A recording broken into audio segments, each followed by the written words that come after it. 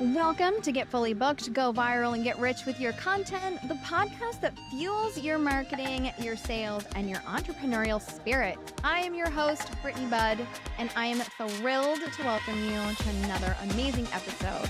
This is where we deep dive into the world of marketing, sales strategy, visibility hacks, business breakthroughs, mindset mastery, and CEO habits.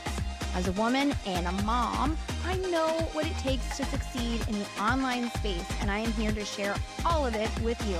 No sugarcoating, just real talk. Let's dive into another episode together.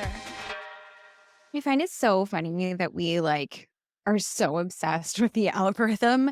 The algorithm does not care about us at all. And yet we're constantly thinking that we're shadow banned and we're blacklisted and no one can see us, and trying to boost the algorithm in our favor.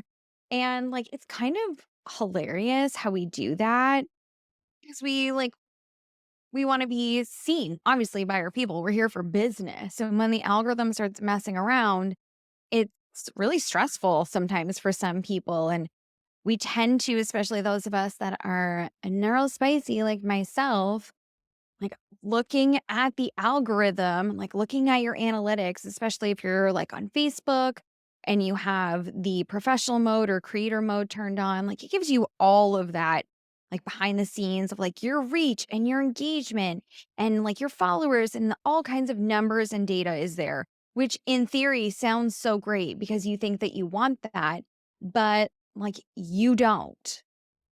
I don't vibe with marketing coaches and business coaches and other content strategists that are out there shaming people about their content.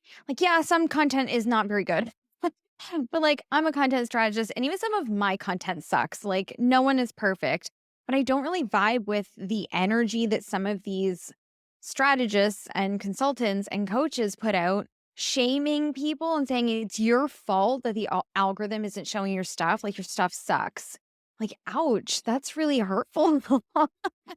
That's really hurtful. I don't like feeling stupid. I talk about that kind of a lot because of I have childhood trauma around feeling stupid. And so I don't like making other people feel stupid. We will I like to think of the algorithm as a game, and I've talked about this many times before. As it does have to do with your content, but also I have a pretty large following on Facebook. I have almost 9,200 followers on my personal page, and sometimes the algorithm just shows me dashes instead of numbers. It's just not showing it to people, and it doesn't mean that it's not good. It's not even being given a chance to be determined or voted on as good or bad to my audience, because it's just simply not being seen. And that's just part of being a business owner. Think of think 90s, some of the weird ass commercials that we used to see, they were not good. Remember the Yop commercials? I don't know, maybe this is just a Canadian thing, but the Yop commercials were a fever dream. I am so sure that the creators of the Yop commercials were tripping on acid while they were creating these commercials, because you just have this kid and he'd come home from school and he'd go to the fridge and he'd open the door and then he'd be like, yeah, Yop. And then his face would stretch and distort and he'd have this giant mouth, and it was so terrifying. But that was a stint of commercials that they did. They're not good. That did not make me want Yops at all. And then kids are obsessed with Yops. But, it's a great, yogurt's good for you, right? So when it comes to us, yeah, sometimes we're going to say things that aren't good. Sometimes the algorithm just isn't going to be in our favor. But like I said, I like to talk about it like a game, and I'll explain the game to you. But at the end of the day, the lesson is, who fucking cares about the algorithm? Just put out good, authentic content. But anyway, when it comes to the game of the algorithm, I think of it kind of I think of old school Mario, original Nintendo, 2D, just like running, jumping on Goombas and things, trying not to die by Bowser. And like mushrooms make you big. Green mushrooms give you extra lives. And this is where I really like start to vibe with it. Extra lives. Extra lives. Okay. Imagining the algorithm as like a win lose points system game, every time you put out content that people like, you're kind of getting those green mushrooms. You're getting those one ups, you're getting extra lives. People are liking, people are commenting even better. They're giving you the thumbs up, they're giving you the heart, they're giving you the care.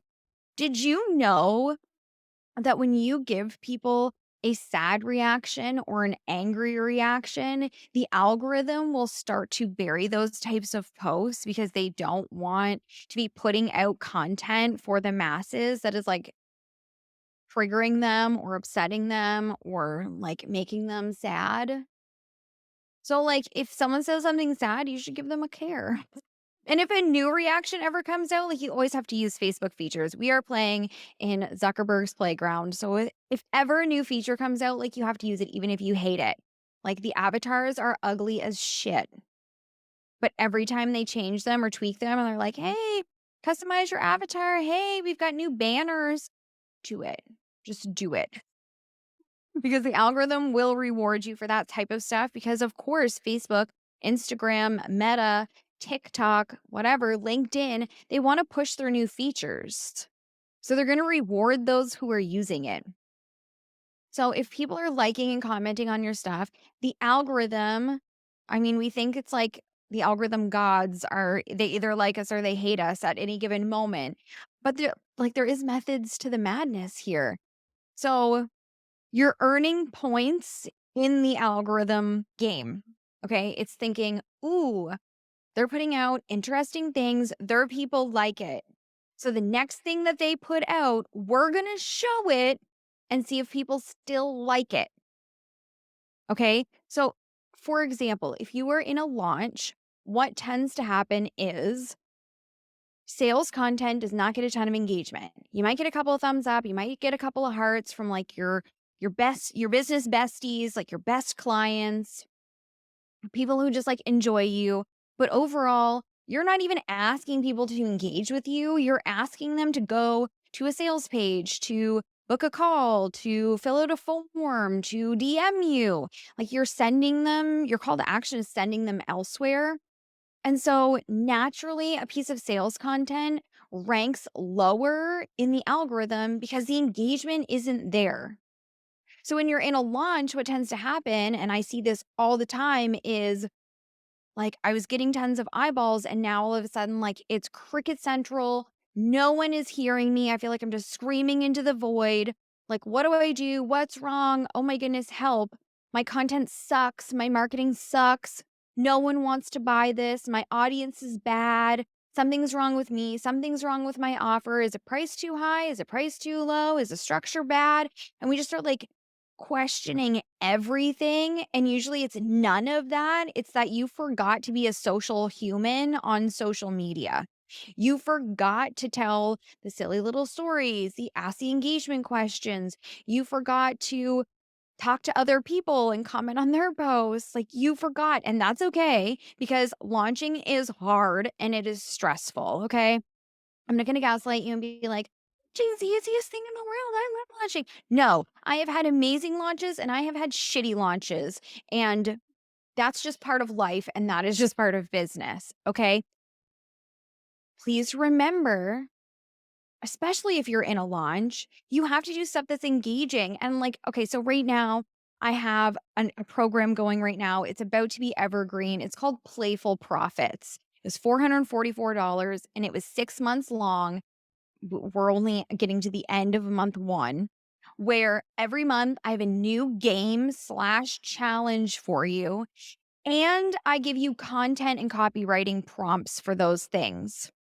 I joked in this Voxer channel, which it will be going into like a portal where you can like log in and hopefully it's going to drip out. Like we're trying to play with some cool things for people if you wanted to join it. But anyway, I joked that like I wasn't going to tell them to ask their audience, what's your favorite color?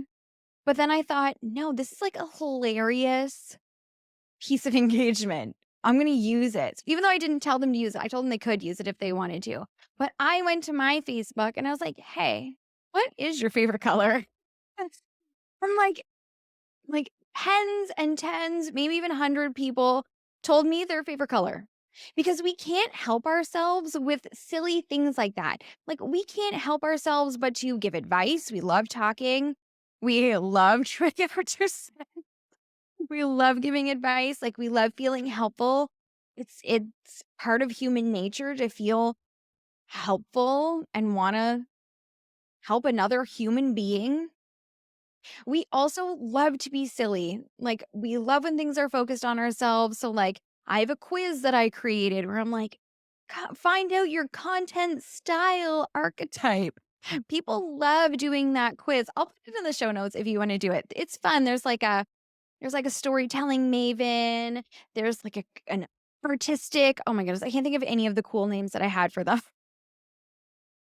5 different ones, like, about, like, understanding data or being really creative or being, like, a trend-setting trailblazer, that's another one, and it's so much fun, but people, like, love to do things that give them insights to themselves, and they love to just, like, feel connected, and so, like, really heavy engagement questions that, like, have to do with your offer, how you help people, or, like, "What are you struggling with most?" Most people are not going to answer those types of questions simply because of pride. It's like, I can't tell you what I'm struggling with on this very public forum because my potential clients are also following you. So if I tell you that I'm struggling to get clients, or I tell you that, like, my marriage has gone to shit and I'm supposed to be a, like, love and marriage coach, there's, like, shame around that. And so people don't want other people to see them struggling. But people do wanna tell you their favorite color. People do wanna tell you their favorite food. People do very passionately wanna talk to you about their opinions on whether pineapple should be on pizza or if top sheets are supposed to be a thing. That's something I didn't know was a thing until very recently. I love a top sheet. Lots of people are like, "Ew, no. What's the point of a top sheet? Like, a comforter and a fitted sheet is perfect." And I'm like, you belong in a psychiatric hospital. I can't with this. I think jail is probably a better place for you. I can't do it." So all of that to say, like, you have to be engaging. You have to be selling at the same time.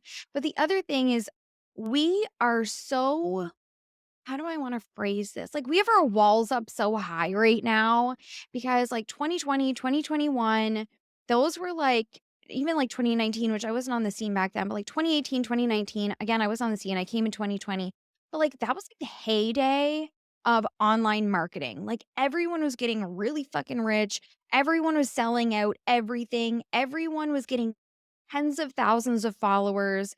And now we're seeing people be way more skeptical about that stuff because, like, I've heard stories, and, like, on past seasons, I talked about, like, cult coaching and things like that. So, like, I'm not gonna get into that right now. You're absolutely welcome. I actually did it twice. I think I talked about it in season 1, and then I talked about it, like, last year about, like, cult coaching, coaches who are creating cult-like followings, coaches who are lying. Like, we have seen so many instances of, like, 7, 8-figure coaches who lied to get to where they are, who gaslight their clients, who abuse their clients. Last year, I heard of one, like, literally DMing a client and telling them to off themselves because they were just such a waste of breathing. And, like, that's so terrible. We all know someone, if you've been around for more than a year and you've invested more than one time, we all know someone who has been burned by a coach. We all know someone who got into a program and they were like, "What the hell? This is not at all what I thought it was." And so we have walls up, you know? Back then, it used to take 5 to 7 touch points on the same offer for someone to wanna buy from you, and now it's up to 72. And I was talking to a girlfriend a couple weeks ago, and we were talking about the 72 things, and she's like, Yeah, they have to binge like 7 hours of your content. Well, if you're doing like a 60-second reel or a 60-second story, it's gonna take a long time to get to 7 hours. Even if you really like long form content, let's pretend it takes 10 minutes to read it, or even if it takes 15 minutes to read it, they're not reading 15 minutes of your content multiple times a day, every day. They're probably doing it once, and it's probably not even every day. So, how long is it going to take for them to get to 7 hours with you? That's a lot of relationship building. That's a lot of marketing, the exact same thing. There's a lot of selling. That's a lot of connection, engagement. And in order to like really combat the algorithm, when you're doing these engagement things, like, yeah, I know lots of people who have made huge social media followings because they share memes. Cool. I don't know what you do outside of sharing memes though. Being an authentic, real, honest, raw, in integrity human being is like the surefire way to cut through the noise and get the algorithm in your favor because people are gravitating more and more and more now to humans, which, we've been seeing this for a long time. People want to buy from people they know, like, and trust, of course. But like big brands and like big name coaches and things like that, like we're starting to see the cracks in the foundation. We're starting to see the writing on the wall, like the veil is starting to lift. And some of these people who've been put on pedestals are starting to stumble and fall. And so people are using way more discernment on who they want to hire right now. They want someone that they feel knows them, likes them, sees them, understands them, and will validate them. Like, even shame marketing, it still works, but people still have they're starting to get more savvy on like that pain point marketing of like, hey, your content sucks. And that's why no one's seeing it. It's not the algorithm's fault, it's your fault. Oh, that is probably gonna get you some sales from some really disempowered people who are terrified, who can't make decisions without getting their coach's permission, who are like delegating all of their personal power to anyone and everyone outside of themselves, and people who think that as soon as they hire you, a flip is gonna switch and suddenly a flip is gonna switch. A switch is gonna flip, and suddenly millions of dollars just starts raining on them because you just said that you could help them. Sometimes it is the content, but sometimes it's not. Okay. So, like I said, you want to be like sharing authentically. You want to be a real human being. That does not mean like sharing all your dirty laundry. That just means like letting people see the behind the scenes a little bit more of what you do. It means sharing a little bit more about what your like personal goals are, not just with respect to your business, but like what's important to you. And by doing this, you start to foster a really strong community that's ready and willing and excited to rally around you. It makes your engagement go deeper because people feel like they really know you. Something that I feel like has been one of my superpowers for a very, very long time in my business is the way that I show up and talk, and I try to be really real and authentic without, there's some things that I simply will not share. You don't have to share everything. But in my mind, my audience talks about me like we're best friends. Like, I post something and they go, "Oh my goodness." They tell their friends or their husbands or their neighbors or their moms or their sisters or whoever, their coworkers, and they go, "My friend Brittany said this, posted this, shared this thing." And then they have a big discussion about it. Even if we've never had a conversation before, in their minds, we are friends. In their minds, we are maybe even best friends, which I'm here for, okay? I'm here for it. I wanna be friends. but I've shown up in such a way that they feel like they know me so well that of course they're going to hire me. So when you're sharing, like, you got to let them see the things that you feel comfortable sharing outside of your business while also being honest about your business so that they feel that like influence and connection to you where there's no one else in their mind. Like, this is how you become a category of one. There's no one else in their mind. You are it for them. So like, let me share some like tips for you. Like, tell your story. Like, why did you start? What keeps you going? Why are you here? What's going on? When it comes to like engaging content, try to foster a relationship with these people. Like, instead of like, hey, what's your favorite color? Which, yes, of course, that worked. That got me points in the algorithm. So the next time I wanted to sell something, boom, it was going to get seen. But like, ask them real questions. Take it to the DMs. To get on calls with people. Coffee chats are amazing. Connection calls are amazing as long as both people agree that no one's going to like bait and switch the situation and try to sell them. Like, if you're not filling your calendar with sales calls and client work and, client calls and things like that, you need to be filling your calendar with connection calls because that is how you build a network. Your network is your net worth. And that is how you get collaboration opportunities. You just don't know what's going to come by building that community and fostering those relationships. Also, like, experiment. Experimenting is so much fun to kind of figure out what people like to do from you and do with you. Something that people often say to me is they love my one-liners. So, like, I will put out a piece of content that is just one sentence, and people love it. It's always, like, a little bit encouraging or a little bit spicy or a little bit silly. Like, it's just kind of, like, whatever's in my head at the moment. Like, I I will do it, and people love it. And then finally, like, success stories, your own, of course, but, like, your clients, and talk about, of course, your strategy and your process and things, but talk about the other benefits of like the joy and the fun and the playfulness that gets to be here for these clients because people want to have fun. People want to be around people that are having fun, right? If you walk into a room and you see a group of people laughing and a group of people like scowling, you're naturally going to want to go and hang out with the people that are laughing and have fun. Even like, you'll sometimes see videos and things like on TikTok or YouTube or whatever. Like, if someone starts cracking up in public and it's loud enough and they keep going, other people, like, you're looking, you're smiling, you're laughing a little bit yourself because you're like, what is so funny?